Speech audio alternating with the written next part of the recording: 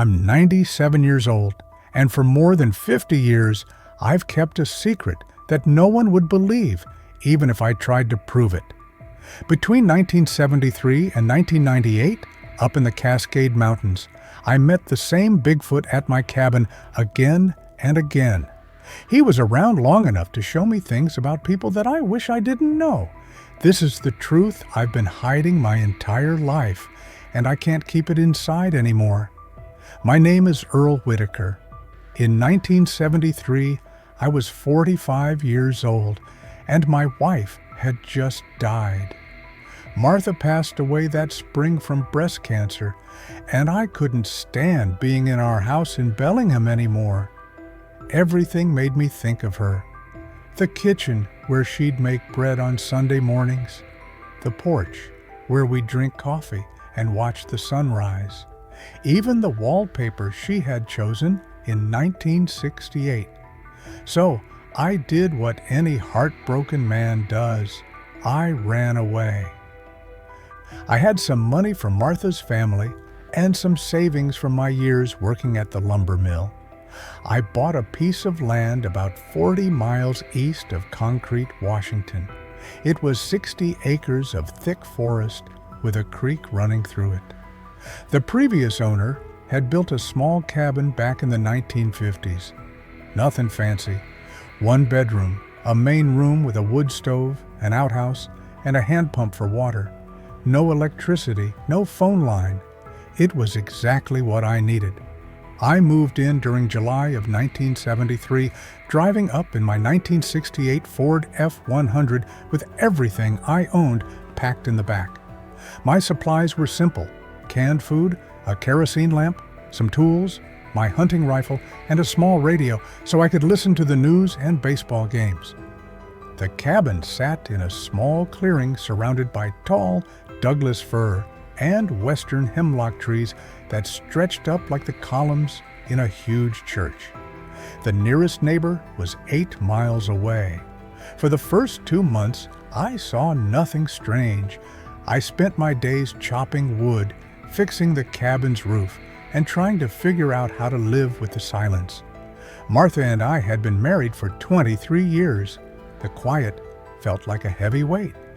Then came September 17th, 1973. I remember the date because it was a Monday, and Howard Cosell had been talking about the Billie Jean King match on the radio the night before. I woke up around dawn to a sound I'd never heard before. It was a low, deep moaning coming from somewhere near the creek, maybe 200 yards from the cabin. I grabbed my rifle and went to check it out. The morning fog was thick, rolling through the trees like smoke. I followed the sound, my boots crunching on the forest floor, and that's when I saw it. At first, I thought it was a bear. It was lying on its side near the creek bank, partly hidden by ferns. But as I got closer, maybe 30 feet away, I realized this was no bear. The thing was huge, easily 7 feet tall, even lying down, covered in dark reddish-brown hair. Its shoulders were incredibly wide, and one of its legs was twisted in a strange way. It saw me and tried to get up, but fell back down with a sound that was almost human, a groan of pain and frustration. That's when I got my first clear look at its face. I've thought about that moment every day for 52 years.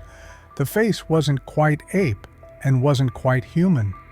The eyes were deep and dark, with a smartness that froze me in place. It wasn't looking at me the way an animal looks at something dangerous. It was studying me, thinking, deciding what I was going to do. My rifle was already raised, my finger on the trigger. This was 1973. There was no internet, no Bigfoot shows on TV. I knew about the Patterson-Gimlin film from 1967. I had seen it in a magazine once, but most people thought it was fake.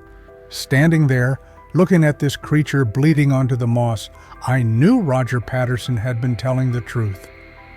The creature made a sound, not mean, more like a question. It pointed weakly toward its hurt leg with one huge hand. 5 fingers I noticed, long, thick fingers that could probably crush my skull without trying. I lowered the rifle. I don't know why I did it. Maybe it was the loneliness. Maybe it was something in those eyes. But I went back to the cabin, grabbed my first aid kit and some old towels, and came back to the creek. The creature watched me come closer, its breathing coming in short, painful gasps. I'm no doctor, but I'd seen enough injuries at the mill to know a bad break when I saw one. The lower leg bone was broken, probably from a fall. I had no way to fix it properly, but I could clean the wound and try to keep it steady. For the next hour, I worked while this 7-foot creature lay perfectly still, letting me touch it. Its hair was rougher than I expected, more like thick wire than fur. The skin underneath was dark gray, almost black.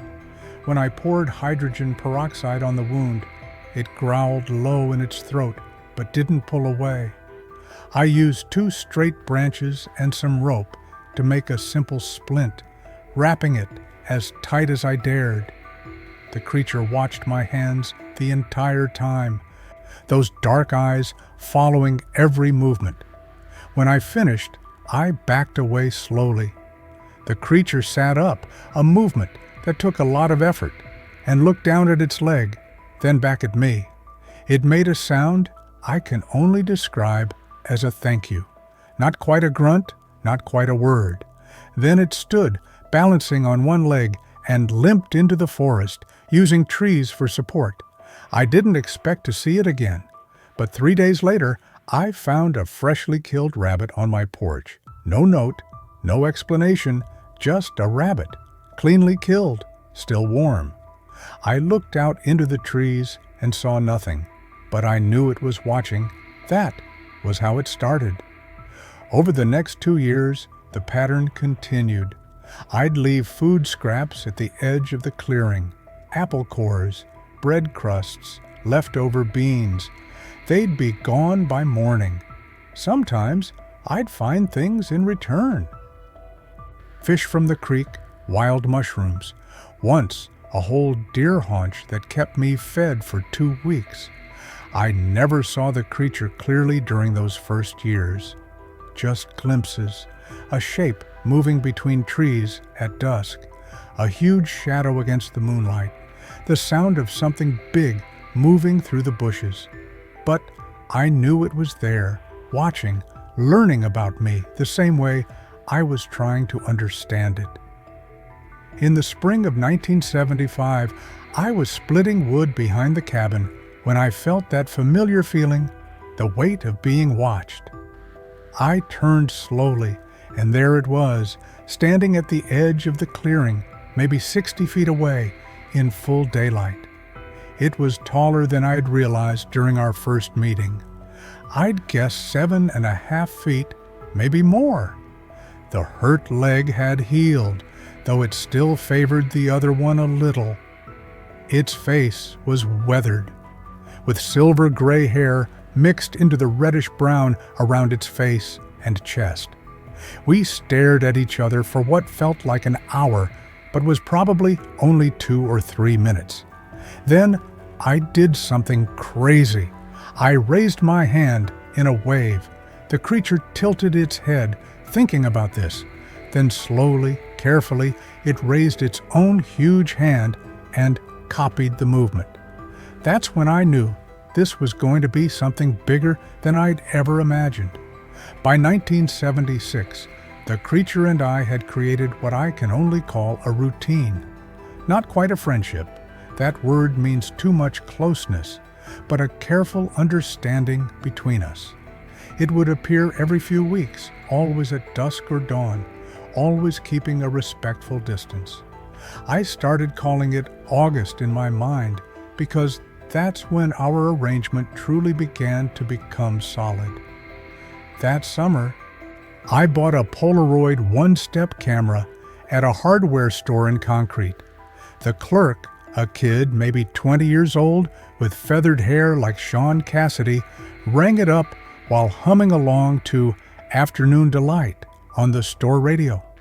I told him I wanted to photograph wildlife.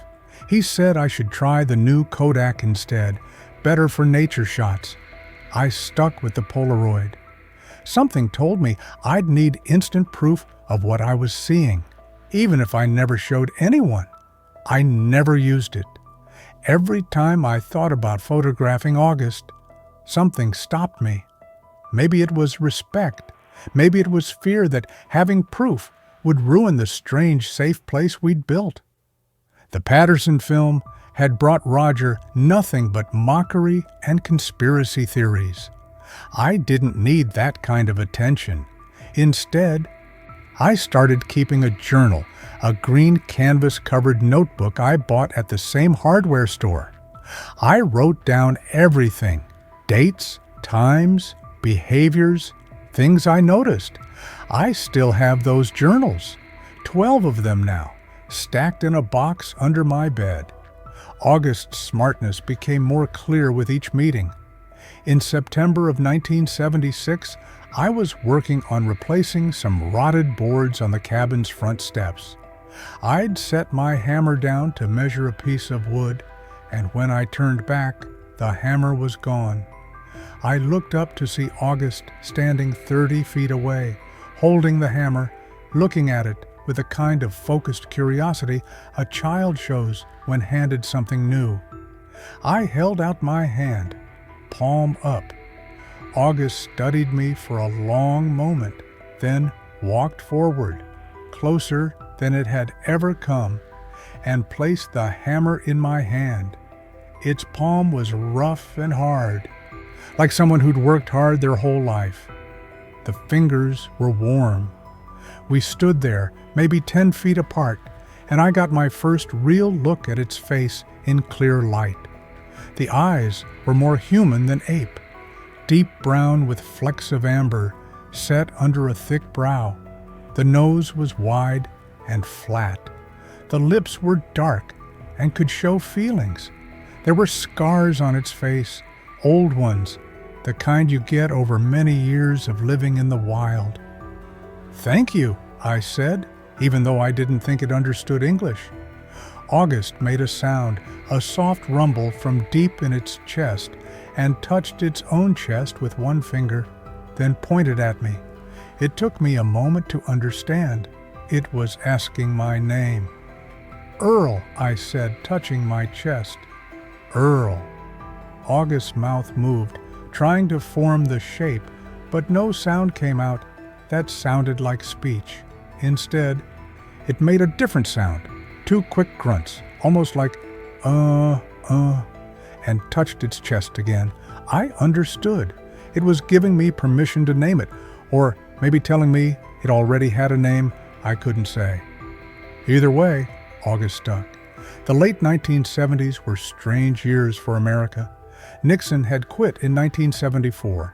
Carter was president now, and everyone seemed unsure about everything. Gas prices were super high. I remember paying 67 cents a gallon in 1978 and thinking the world was ending. I'd drive into town once a month for supplies in my Ford, listening to the Eagles and Fleetwood Mac on the 8-track player I'd installed. But up in the mountains, time moved differently. August and I lived in a bubble, separate from disco and the Cold War and the Iranian hostage crisis. We were building our own language, our own understanding. By 1978, August would sometimes sit on the far side of the clearing while I worked. Just sit and watch, sometimes for hours. I'd talk to it about Martha Mosley, about the life I'd left behind, about loneliness. I don't think August understood the words, but it seemed to understand the meaning behind them. Sometimes it would make soft sounds in response, almost like it was trying to comfort me. That's when I started noticing the first lesson. One afternoon in June of 1979, I was trying to fix my chainsaw. I'd been working on it for 2 hours, getting more and more frustrated, cursing and throwing tools. August was sitting at its usual spot, watching. When I finally gave up and stomped back towards the cabin, August stood and walked to the chainsaw.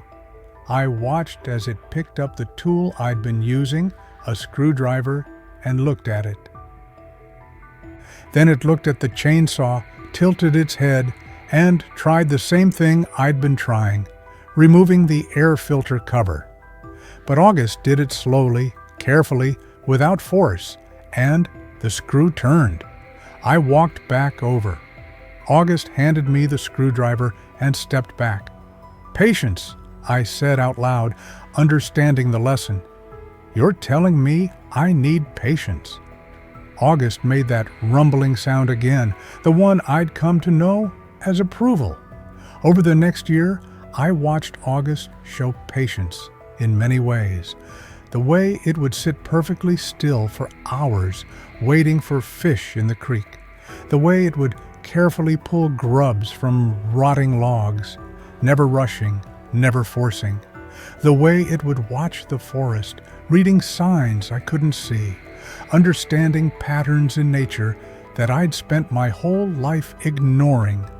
It was teaching me without words. And I was beginning to realize these weren't just lessons about survival. They were lessons about being human. In November of 1979, I made a mistake that almost cost me everything. I'd driven into concrete for supplies and stopped at the tavern, the Cascade Inn, a dark little place that smelled like old beer and cigarette smoke. I'd had a few too many Rainiers, got to talking with some locals about hunting season, and stupidly mentioned seeing something unusual on my property. "Unusual how?" asked a guy named Dale, probably mid-30s, wearing a Peterbilt cap and a denim jacket. "Just big tracks. Strange behavior in the wildlife," I backpedaled, realizing my mistake. But Dale's eyes lit up. "Bigfoot tracks? Jesus!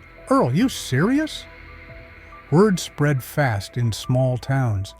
Within a week, I had 3 trucks of hunters show up on my property, rifles ready, talking about becoming famous.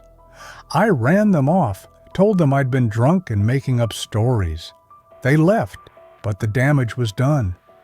I'd put August in danger because I couldn't keep my mouth shut. I didn't see August for 2 months after that. December and January passed with no sign, no tracks, no gifts of food. I thought I'd lost it forever, that the noise and presence of those hunters had driven it away for good.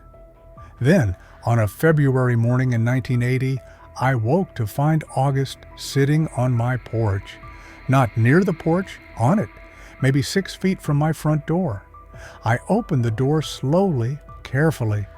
August looked at me with those deep brown eyes, and I swear I saw something like forgiveness in them, or maybe understanding that humans make mistakes. August reached into the thick fur on its side and pulled out something small. It held it out to me. I stepped forward and took it. A smooth river stone, perfectly round, the size of a $50, warm from being kept close to its body. A gift, an acceptance. I sat down on the porch step, and August sat beside me, not touching, but close enough that I could feel the heat coming from its huge body. We sat there for maybe 20 minutes, watching the sun come up through the Douglas firs, neither of us making a sound. That's when I understood the second lesson. Forgiveness is a choice, not a feeling. August had every reason to disappear forever, to see humans as nothing but threats. But it chose to come back. It chose to trust again, despite everything. I cried that morning, right there on the porch. First time since Martha's funeral.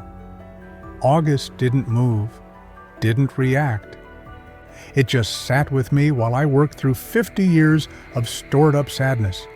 When I finally looked up, August was holding out one huge hand, palm up, an invitation. I placed my hand in its palm, and August's fingers closed gently around it.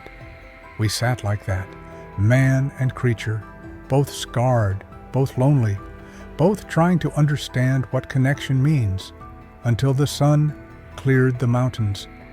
That was the moment our relationship changed from watching each other to something deeper, something I still don't have the right words for, even now, 45 years later. The 1980s brought change everywhere except my mountain. Reagan was president. MTV launched in 1981, and suddenly everyone in concrete was wearing neon colors and talking about something called aerobics. I'd see it when I made my monthly supply runs. Young people with big hair and boom boxes. The world getting faster and louder. But August stayed the same. By 1981, our meetings had become more frequent, sometimes twice a week. August had begun bringing me things I didn't understand at first, arrangements of stones, carefully built piles of sticks. Once, a perfect circle of pine cones in the clearing. I wrote down everything in my journals, drawing the patterns, trying to figure out the meaning. It was my neighbor, Tom Harris, who accidentally helped me understand. Tom lived 8 miles west, ran a small Christmas tree farm. We'd have coffee together, maybe once every few months. And in March of 1982, he showed me something his daughter had made in school, an art project using found objects from nature. That's when it clicked. August wasn't leaving random arrangements, it was creating art. The next time August appeared, a cool April evening, fog rolling through the trees, I tried something new.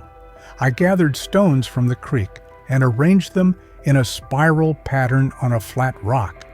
Then I stepped back and waited. August came out from the trees, walked over to the stones, and studied them for several minutes. Then it looked at me, and I swear it smiled.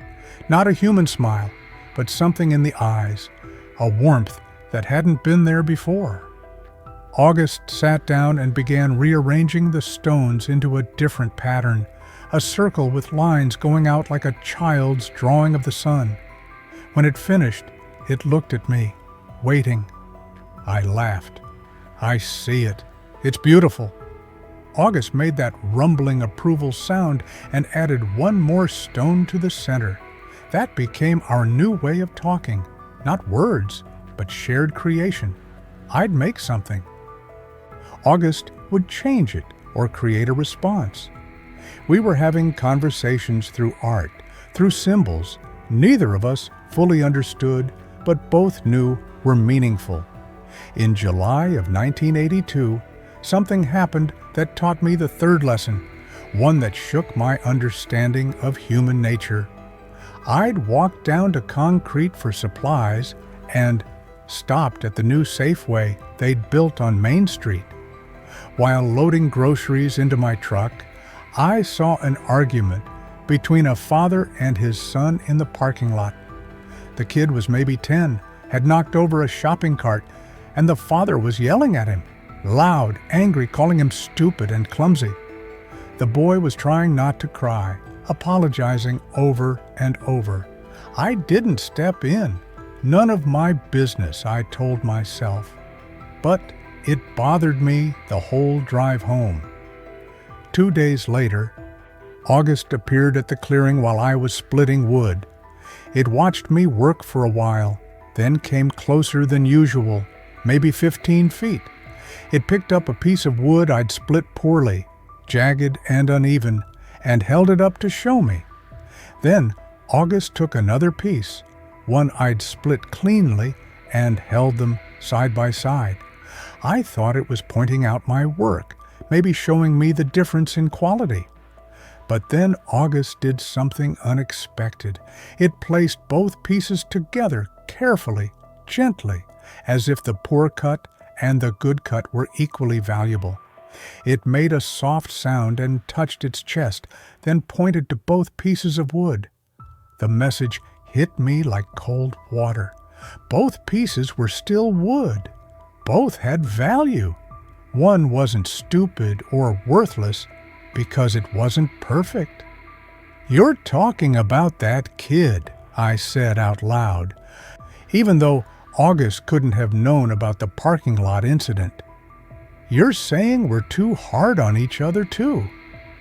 August set the wood down and made a gesture I'd seen before, touching its eyes, then sweeping its hand toward the forest. "Look, observe, understand." I realized August had been watching humans for probably many years, maybe longer, not just me, travelers, hunters, hikers passing through these mountains. It had watched us the way Jane Goodall watched chimps, studying our behaviors, our cruelty and kindness, our contradictions. And August had formed opinions. Over the next few years, August showed me more. In 1983, it led me to a spot about a mile from the cabin where someone had dumped trash, old tires, beer cans, a rusted refrigerator. August stood there, pointing at the mess, then at the beautiful forest around us. The comparison was clear. Disgust was obvious in its body language. "We're destructive," I said. "We don't respect what we have." August touched its chest again, then touched a tree trunk, then the ground. The message, "I am part of this. You are separate from it." That was lesson 4. Humans had forgotten we're part of nature, not above it.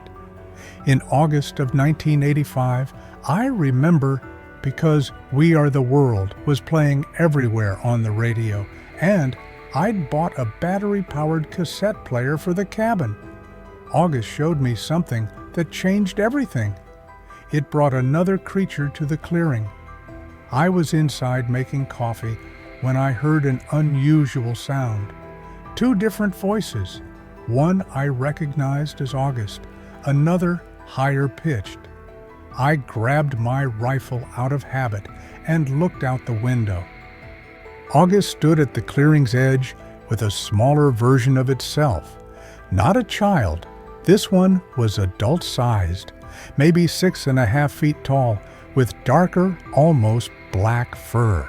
Female, I guessed, though I had no real way to know. August motioned for me to come out, but slowly, carefully. I set down the rifle and stepped onto the porch with my hands visible and empty. The 2 creatures watched me. August made a series of soft sounds to its companion, talking I couldn't understand but knew was complex. The female stayed behind August, careful but curious. August walked forward alone, picked up a stick, and drew a simple shape in the dirt. 2 tall figures, one smaller one between them. Then August pointed at the female, at itself, and swept its hand toward the mountains. Family. August was showing me it had family. The female never came close that day.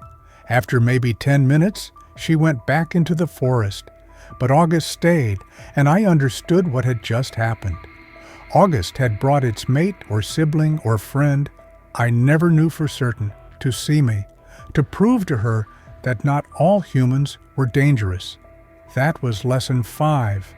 Trust is the most precious thing any creature can offer.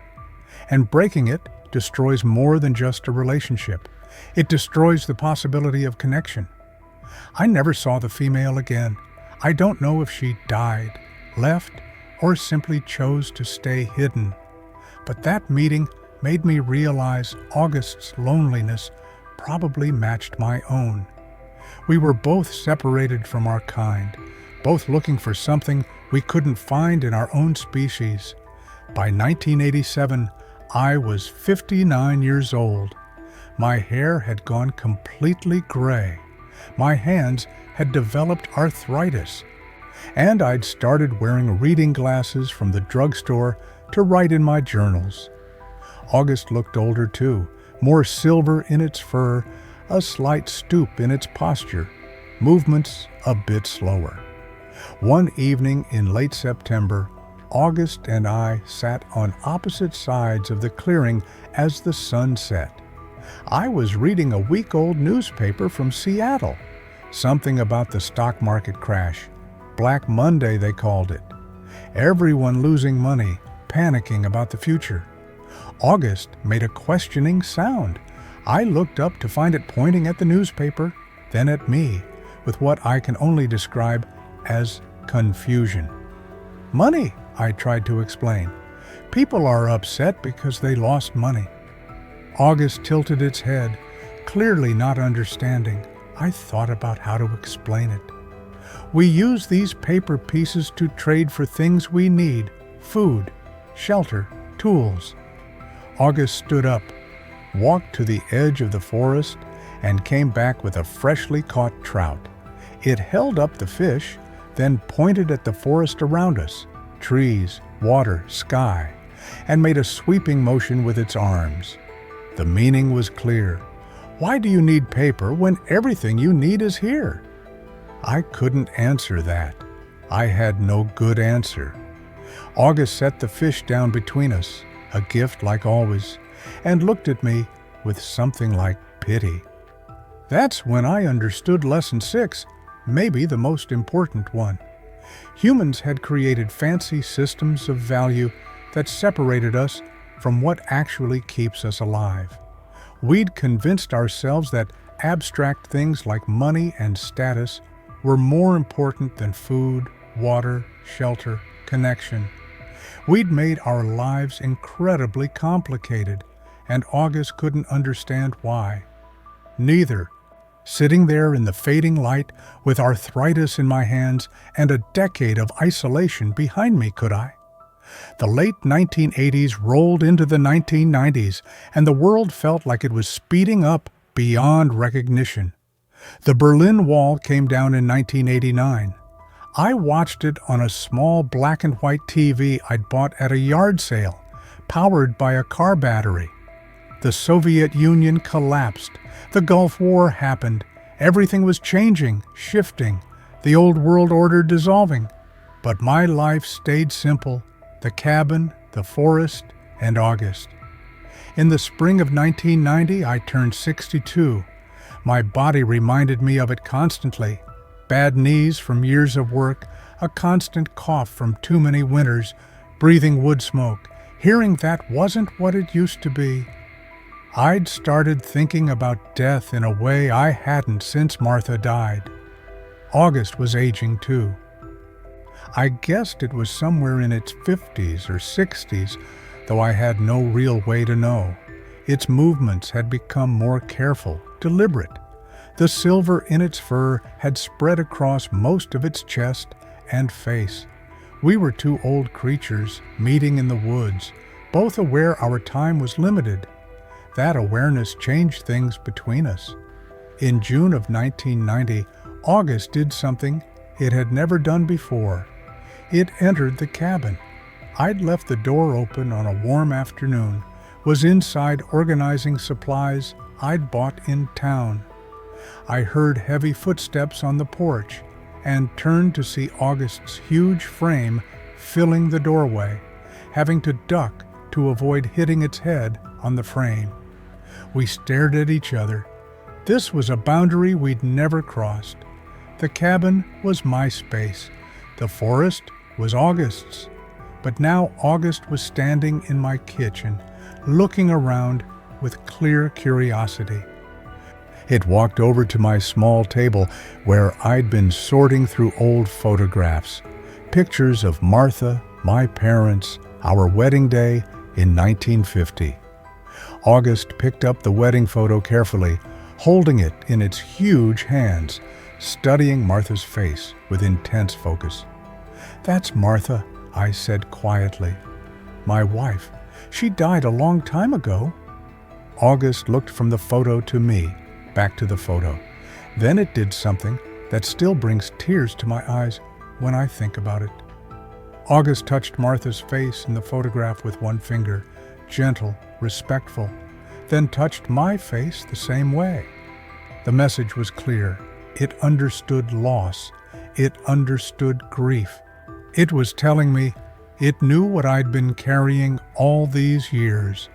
I broke down, sat right there at my kitchen table, and cried while this creature that most people thought was a myth stood beside me, one huge hand resting lightly on my shoulder.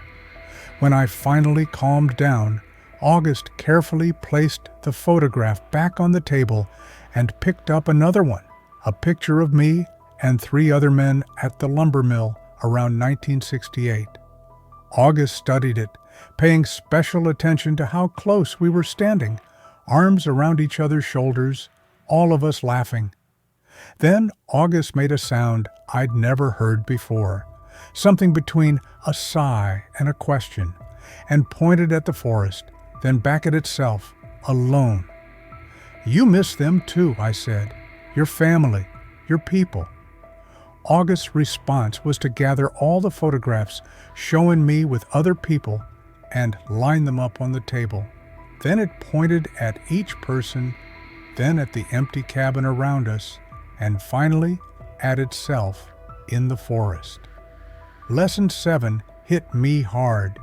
Humans need each other, but we keep choosing to be alone. We build walls, create distance, convince ourselves we're better off by ourselves. But we're not. We're dying inside, just like August was, just like I was.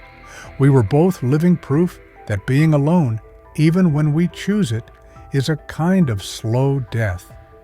After that day, August came inside the cabin regularly. Not every visit, but often enough that I started keeping a chair by the door that could hold its weight, a sturdy bench I'd made stronger with extra lumber. We'd sit together in the main room. August would look at my books, my tools, my radio with wonder. In November of 1991, I bought a Polaroid camera in town, a newer model, the Spectra system, on sale for $79.99. I'd resisted for years, but I was 63 now, and the thought of dying without any proof of August's existence bothered me more than it used to. When I showed August the camera during its next visit, it pulled back at first, suspicious of the strange device. But I took a photo of the cabin interior and showed it the developing picture. August watched in amazement as the image appeared, then wanted to see more. I took 3 photos that day, one of August sitting in the doorway, backlit by afternoon sun, one of its hand next to mine for scale, one of us both sitting side by side on the porch, taken with the camera timer. I still have those photos. They're locked in a safe deposit box in Bellingham, along with my journals, evidence I've never shown anyone until now. August became fascinated with the idea of photographs, of capturing moments, keeping memories. It would point at old photos and then at the forest, as if asking why I didn't photograph the trees, the creek, the mountains. "I guess I never thought they needed preserving," I admitted. "They're always there." August shook its head, a gesture it had learned from watching me, and led me outside. For the next hour, it showed me things I'd walked past 1,000 times without really seeing. A spider's web covered with morning dew, the pattern of lichen on a boulder, the way light filtered through the canopy at a specific angle. Lesson 8. We photograph people because we know we'll lose them, but we ignore the world around us because we assume it's permanent. Nothing is permanent. Everything deserves attention, appreciation, remembrance. By 1992, I'd been meeting August for 19 years. The world had continued its frantic change. The internet was becoming a thing people talked about. Cell phones were getting smaller. Everyone was reading about something called email, but none of that touched us in the mountains.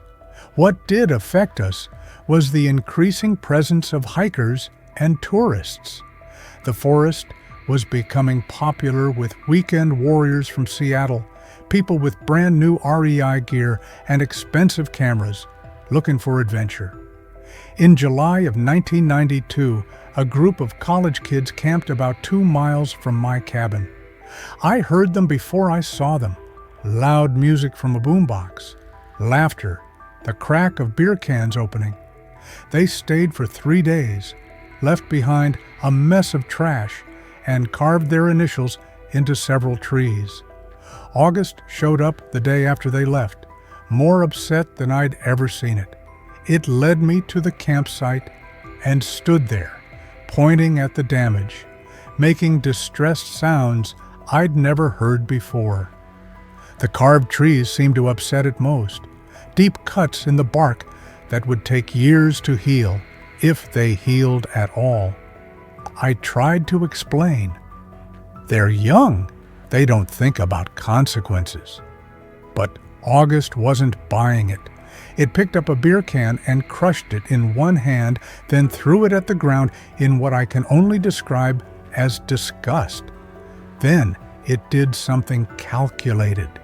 It walked to a tree, raised its hand as if to scratch the bark, but stopped inches away.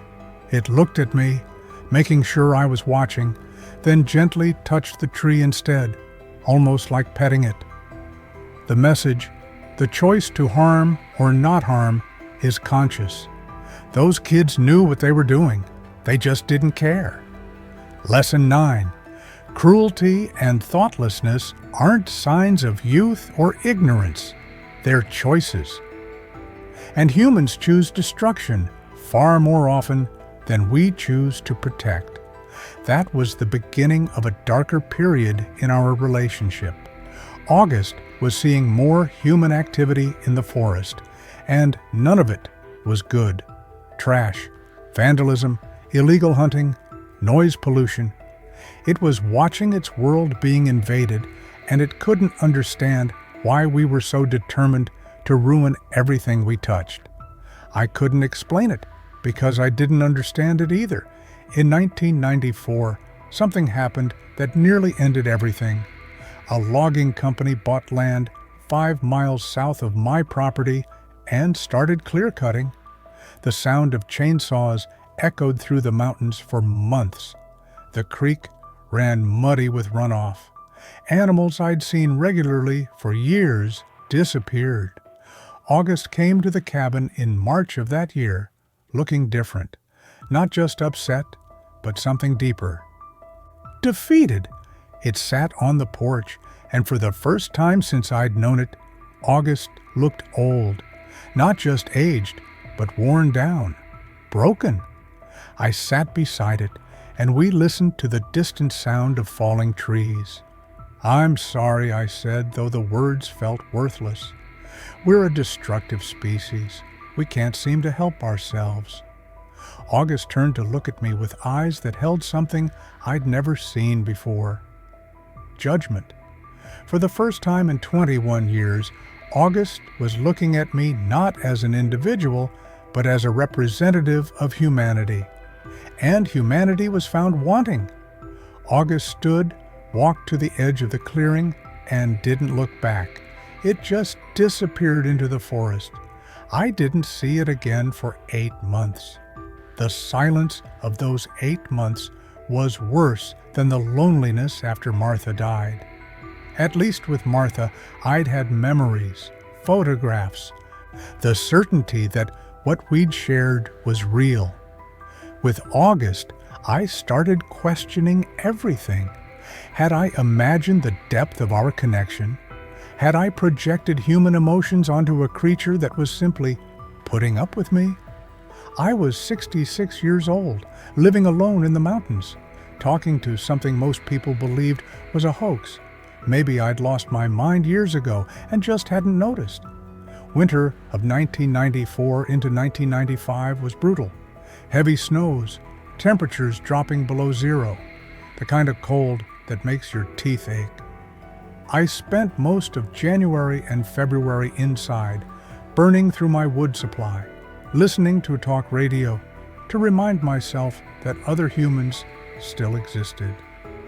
The logging stopped in late February. Too much snow, ground too frozen. The silence that followed wasn't peaceful. It was the silence of a wound, of something broken that couldn't be fixed.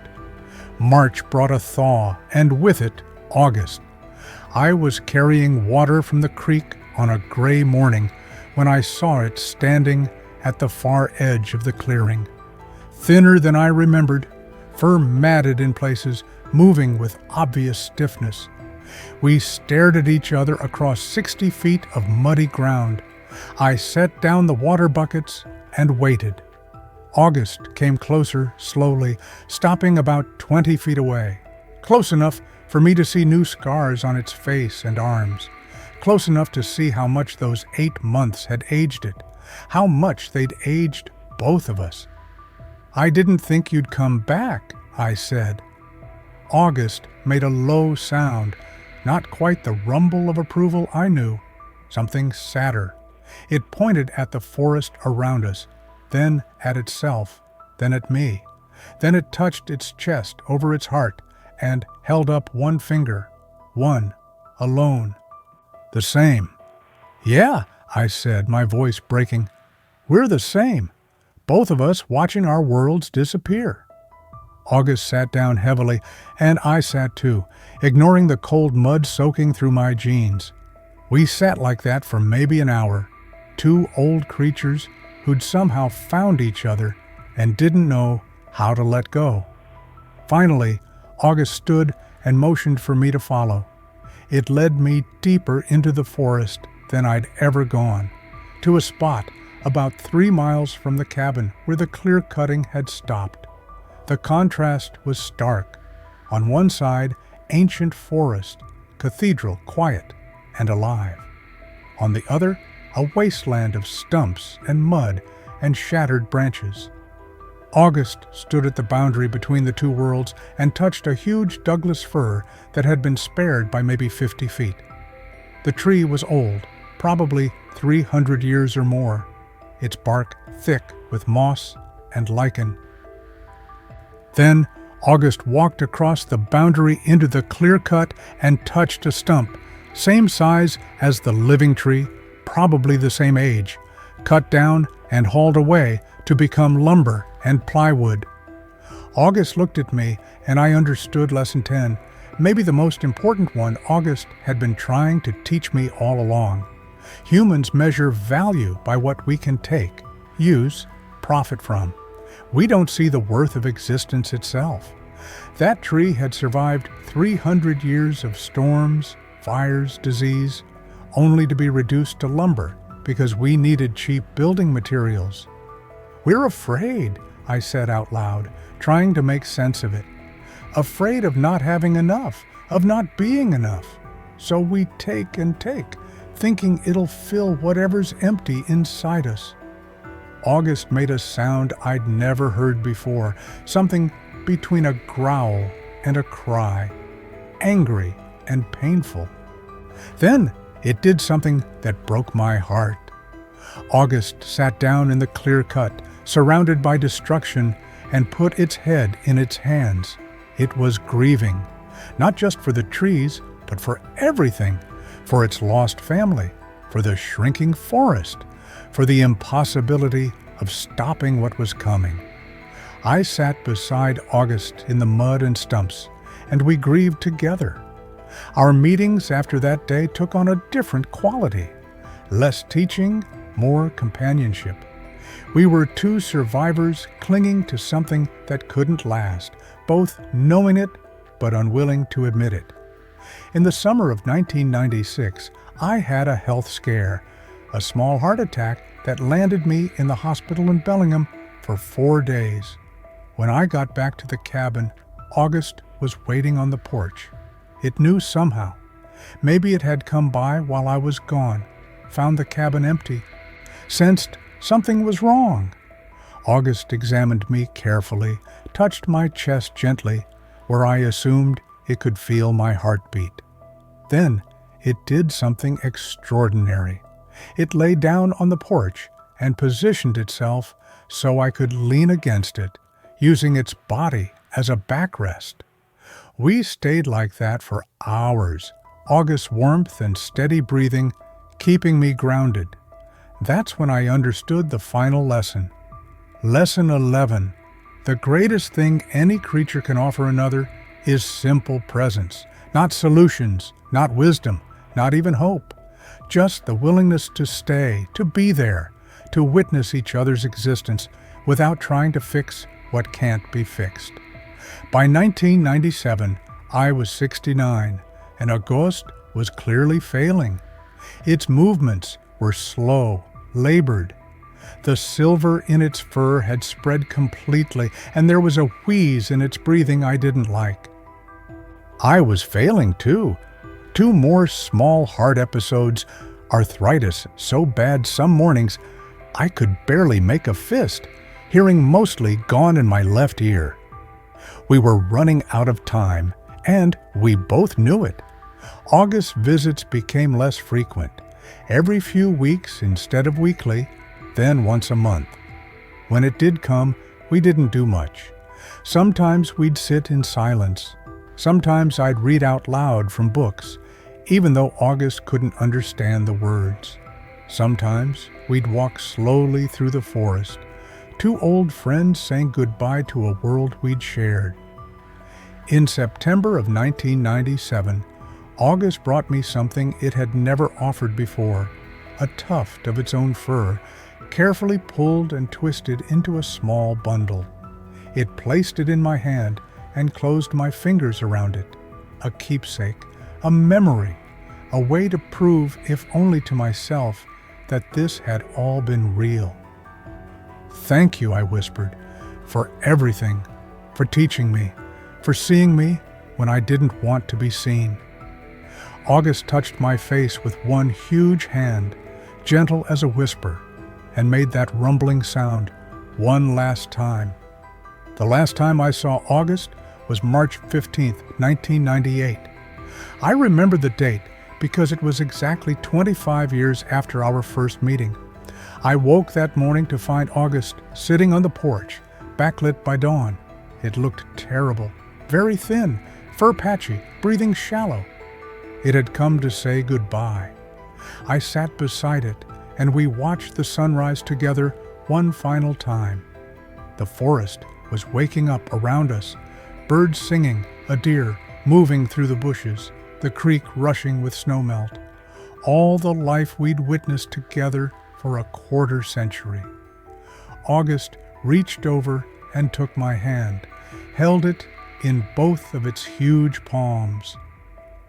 We sat like that until the sun cleared the mountains. Then August stood, slower than I'd ever seen it move, and walked toward the trees. At the edge of the clearing, it turned back one last time. It raised one hand, not a wave, more like a blessing, and then it was gone. I never saw August again.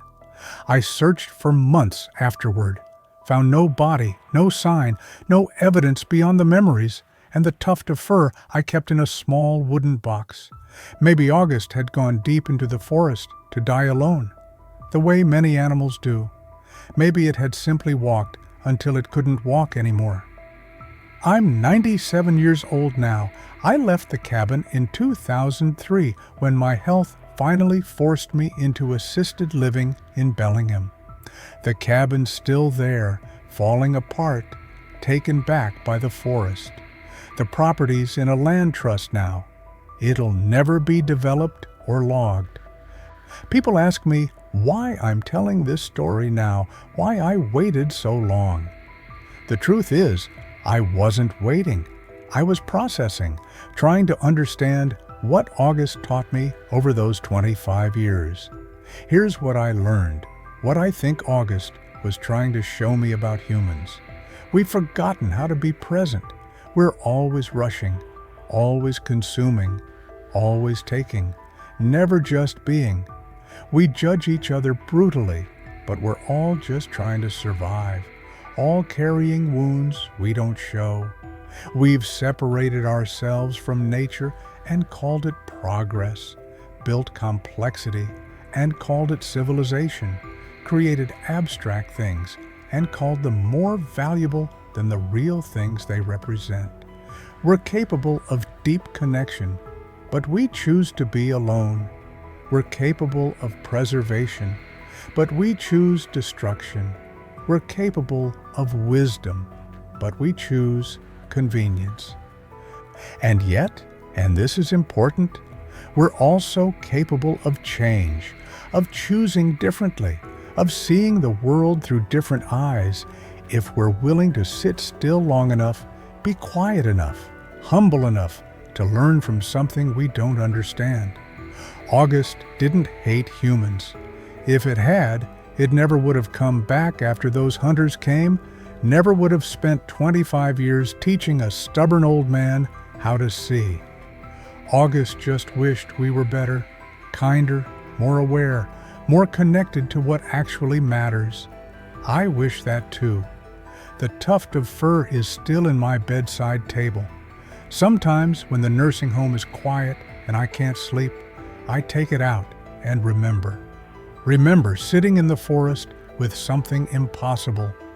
Remember being seen, fully seen, by eyes that held no judgment, only curiosity and sadness and hope. If you take anything from this story, take this. Slow down, look around, see the world, really see it before it's gone. Connect with someone different from you. Learn that value isn't about what you can take or use. And if you're ever in the Cascade Mountains, in the deep forest where the old trees still stand, be quiet, be respectful, be open, because maybe, just maybe, something's watching, something that's been observing us far longer than we've been looking for it, something that knows what we are, what we could be, and what we're choosing to become. August taught me that the biggest mystery isn't whether Bigfoot exists.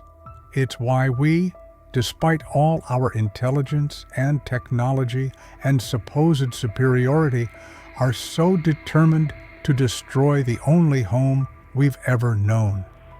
I'm 97 years old, and I still don't have an answer to that question.